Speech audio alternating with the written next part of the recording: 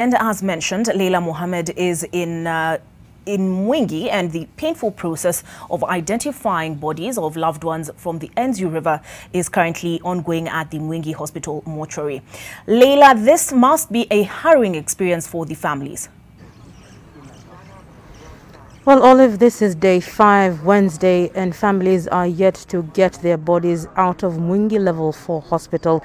But what we know is that since yesterday, 21 bodies have been identified. What is going on now is that the officers from this facility are tagging those bodies, but it's been a slow and tedious process. And families are coming in and going out. There's been much of activity, rather, from public officers just driving in, coming to sit and talk a bit, and then they leave going forward. But for many families, they're saying that the slow and tedious process is adding to the anguish that they feel as a united front. Then remember, tomorrow the St. Joseph Seminary will be hosting Mass in remembrance of those who departed. So many families were hoping that by then they will have taken their bodies home. And the seminary says they will only be taking their pictures and a bit of crosses because of the severity of the numbers in terms of 30 bodies being brought there. The Archbishop of Kitui, the Bishop of Kitui, will be leading that Mass. But what we were expecting to find out from 12 p.m. here was that bodies would have started leaving and streaming out. However, that process is as slow as possible. DCI was yesterday saying that those fingerprints that were being taken back to Nairobi will be completed and bodies will be tagged as soon as possible. But then families have come, they've sat for hours waiting impatiently. They once in a while quick to the opening of the main facility, and they come back and sit.